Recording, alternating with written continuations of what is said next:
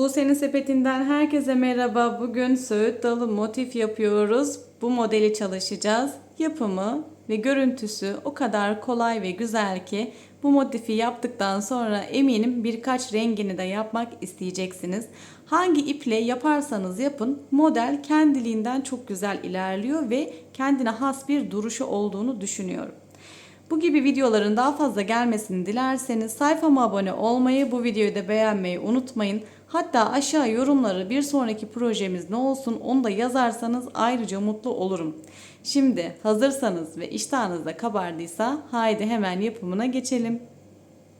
Bu yapacağınız modeli hangi ip dokusuyla yaparsanız yapın harika bir duruşu ve görüntüsü var. Bugün koton iplerle çalışacağız. Artık hepimizin bildiği o ünlü koton ipten kullanıyorum. Kodu yok ama açık gri ya da başka tonları da tercih edebilirsiniz. Aynısını bulmakta zorlanabilirsiniz. İpimi daha önce almıştım. İçerisinde kod numarası yok. O yüzden kod veremiyorum. Şimdi bakacak olursak eğer modelimize trabzanlardan ve aralarda minik zincirlerden oluşan bir model. Önü ve arkası motifimizin gördüğünüz gibi tertemiz. Bu modeli yaparken elinizi çok fazla gevşek tutmuyorsunuz. 2,5 numara tığ kullandım. Çünkü bu modeli çok fazla gevşek örülmeye müsait bir model olmadığını düşünüyorum. O yüzden elinizi mümkün olduğunca normal sıklıkta tutmanız lazım. Sadece dediğim gibi trabzanlardan ve zincirlerden oluşan bir model. İlk önce sihirli halka içerisine ikili trabzanlar halinde 16 adet ikili trabzan yapacağız. Şu şekilde ipimi geçirdim. Bir tane zincirimi sabitlemek için attım. Üzerine bir zincir daha çektim. 2 tane zincirim oldu. Üzerine ipimi doluyorum. Buradaki ipin içerisinden geçirerek 16 adet ikili trabzanımı örüyorum. 16 adet ikili trabzanımızı yaptık. Buraya doldurduk. Yapmış olduğum 2 zincirle üste çıkmıştım, bakın hatırlıyorsanız. Buradaki ilmeğimin tam şu tepesinden geçirerek bir tane ilmeğimi kaydırdım. Bir zincir çektim. Şimdi arkadaki ipimi de şu şekilde arka yüzünden tutarak çekiyorum ve bu arayı kapattım. Daha sonrasında işlemimiz bitince bu ipimizi gizleyeceğiz. Ama sabitlemek için şu şekilde bir düğüm attım. Hemen şöyle bir tane de ilmeğim arasından geçirdim. Çünkü bunu örerken hepsini birlikte öreceğim ve tertemiz bir görünüm kazanacak. 3 adet toplamda zincirimi çektim. Üzerine ipimi aldım. Hemen sırada gelen trabzanın içerisinden bakın girdim. Buraya ikili trabzan. Bir tane zincir, üzerine ipimi aldım. Sırada gelen trabzan tepesinden girerek bir tane ikili trabzanımı yaptım. Bir zincir, üzerine ipimi aldım. Tekrardan bir tane ikili trabzanımı yaptım. Bu şekilde kafesler oluşturarak ikinci sıramızı hazırlıyoruz. 16 adet kafesimiz olacak. Çünkü 16 adet ikili trabzan yapmıştık alt sırada. Hemen tamamlayalım. 15 adet trabzanımızı yaptık. Şu aradaki direklerimizi sayacağız. Hemen size de göstermek istiyorum. Bakın 1, 2, 3, 4, 5 diye bu arayı sayıyoruz. 15. trabzanımız hemen buradaki dibi olmuş oluyor zaten. Direkt dibine batırıyorum. Bir tane zincir çektim. 3 zincirle yukarıya çıkmıştım. İkinci zincirimin burada içerisinden geçirerek ilmeğimi kaydırdım. 3 adet zincir çektim. Bir üst sıraya çıktım. Üzerine ipimi aldım. Bu sıradan itibaren bütün boşlukların içerisine 3 adet ikili trabzan yapıyorum. 2 3. Üzerine ipimi aldım. 1 2 3. Üçlü gruplar halinde her bir boşluğun içerisine ikili trabzan örüyoruz. Sıramızın içerisine üçerli trabzan gruplarımızı yaptık. Bakın 3 tane ikili trabzan her bir boşluğun içerisinde. Şimdi 3 zincirle yukarıya çıkmıştık burada hatırlıyorsanız, ama burayı es geçip burayı doldurmuştuk. Şimdi bu son Boşluk içerisine 2 adet ikili trabzan yaptım. Zincirle çıktığımız yeri de trabzandan kabul ediyorum. Buradan ilmeğimi kaydırarak burayı kapatmış oldum bu şekilde. 7 tane zincir çekiyorum. Şimdi artık köşelerimizi oluşturacağız. Bu sıra komple zincirlerden oluşacak. Yani modelimizdeki aslında tam buradaki zincir boşluklarımızı yapıyoruz. Daha sonraki sırada da trabzanlarımızla bu zincirlerimizin üzerine çıkmış olacağız. Şimdi buradaki köşeyi yapacağız ilk önce. Onun için 7 tane zincirimi çekiyorum. Elimizi ne çok sıkı ne de çok gevşek bırakıyoruz. 1, 2, 3, 4, 5, 6 ve 7. Hiç üzerine ipimi almadım. 1, 2 atladım. 3. trabzan noktasının içerisinden ilmeğimi kaydırdım. 3 tane zincir çekiyorum. 1, 2 atladım. 3. trabzanımın içinden ilmeğimi kaydırdım. 1, 2, 3, 4 tane zincirimi çektim. 1, 2 atladım. 3.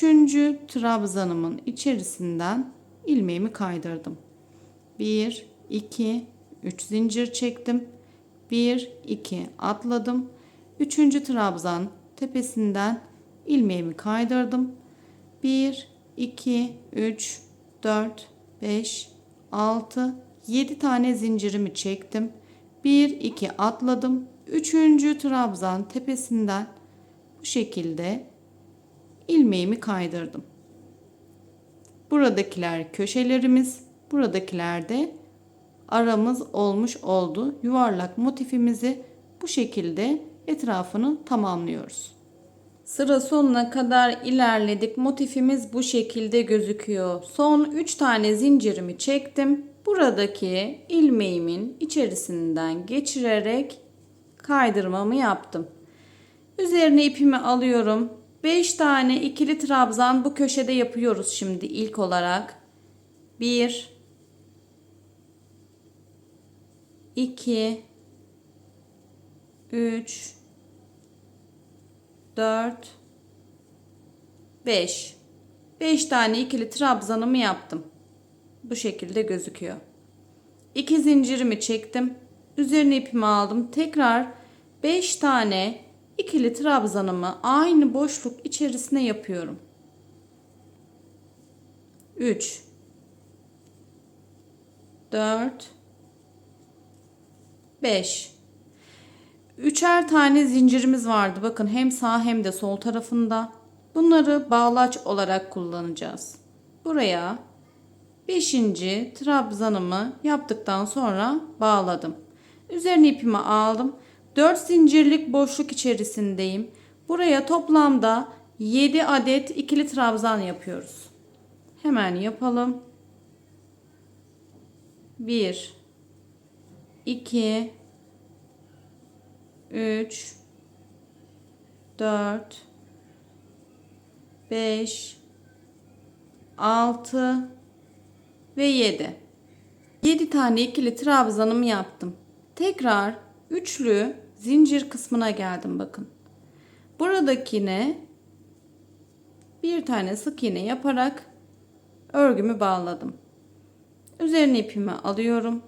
Tekrardan 5 tane ikili trabzanımı yapıyorum ve köşeyi dönmüş oluyoruz. Hemen hızlıca yapalım. 5 tane trabzanımı yaptım. 2 zincirimi çektim. Tekrar aynı boşluk içerisine 5 trabzanımı yaptıktan sonra buradaki boşluğa sabitliyorum ve tam ortaya 7 adet ikili trabzan yapıyorum. Bu şekilde bütün sırayı tamamlamış olacağız. Motifimizin tam bu kısmındayız.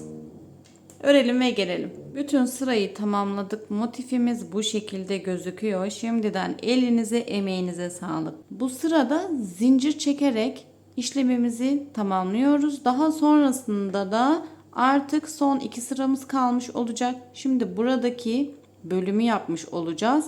2 sıra boyunca da trabzanlarımızı örerek motifimizi bitirmiş olacağız. Hemen şimdi nasıl zincirlerle bu sırayı tamamlıyoruz onu göstereceğim. İlmeklerimi bakın bu şekilde yapmıştım. 3 zincirli olan kısma bağlamıştım. Buradaki sık iğnemin şöyle içinden geçirerek buraya atlama yaptım. Buraya sabitledim. 1, 2, 3, 4, 5, 6, 7 tane zincir çekiyorum. Ve şuradaki boşluğun içerisine geldim. Buraya sabitledim. 1, 2 tane zincirimi çektim. Tekrar aynı boşluk içerisine ilmeğimi tekrar sabitledim. 1, 2, 3, 4, 5 tane zincirimi çektim. Üzerine ipimi alıyorum. Şu 3 zincirin olduğu yere ilmeklerimizi sabitlemiştik. Bakın burada bir sık iğnemiz var.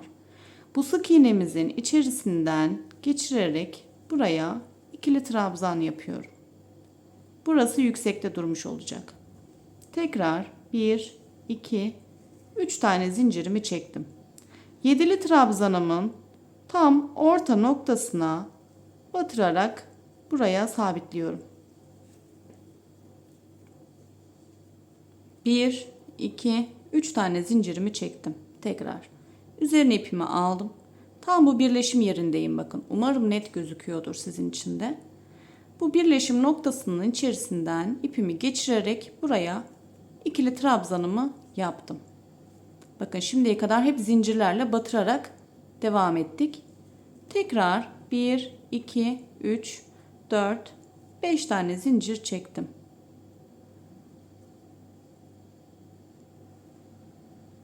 Buradaki boşluğun içerisine geldim. Buraya sabitledim. 1, 2 tane zincirimi çektim. Aynı boşluk içerisine tekrar buraya sabitledim. 1, 2, 3, 4, 5 tane zincirimi çektim. Tekrar sabitlediğim yere geldim. Buraya ikili trabzan. 3 tane zincir. 7'li trabzanımın olduğu yerdeyim. Tam orta merkezinden buraya sabitlemiş oldum. Bu şekilde sıra sonuna kadar zincirlerimizi çekiyoruz. Eğer burada zincirleriniz çok fazla kasma yaptıysa 5 değil de 6, 3 değil de 4 çekebilirsiniz. Bunu tamamen kendi elinize göre ayarlayın. Tığ numaranız da fark edebilir.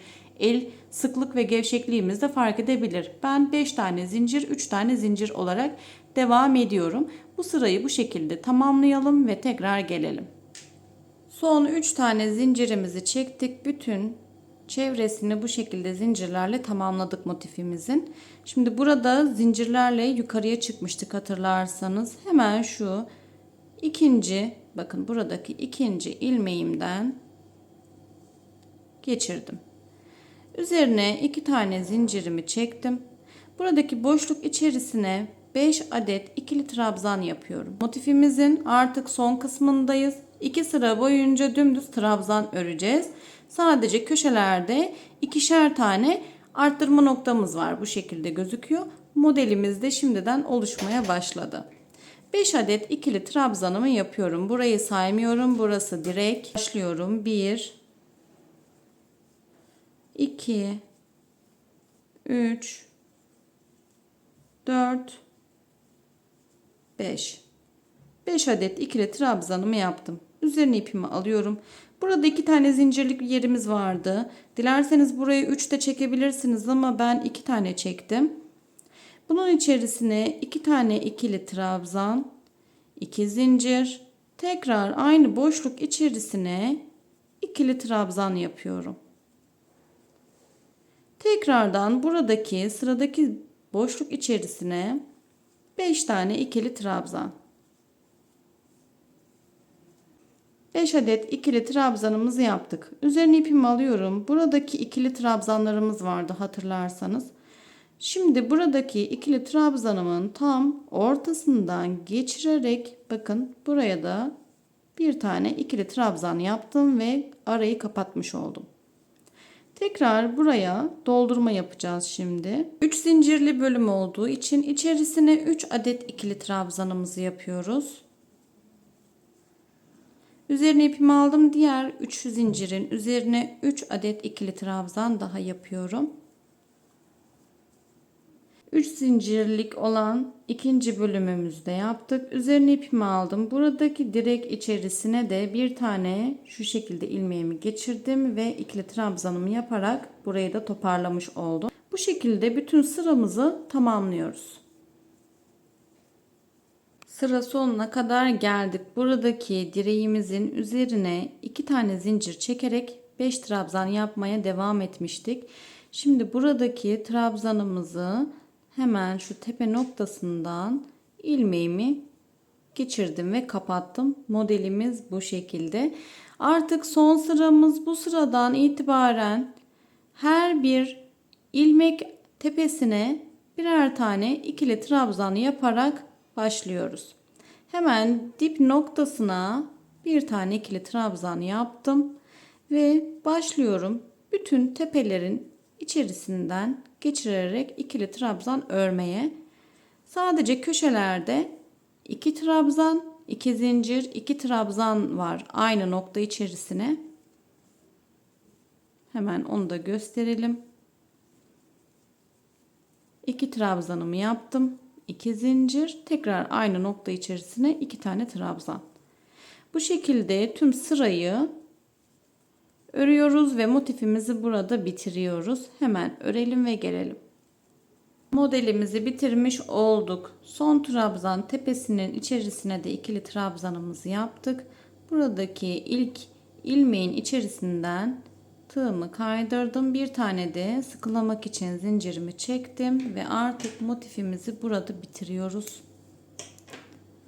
Bu şekilde arkasına ipimizi gizleyeceğiz. Şimdiden hepinizin ellerine emeğine sağlık. Bu gibi videolar için daha fazlasını dilerseniz sayfama abone olmayı, bu videoyu da beğenmeyi lütfen unutmayın. Aşağı yorumlara bir sonraki projemiz ne olsun onu da yazarsanız ayrıca mutlu olurum. İzlediğiniz için teşekkürler.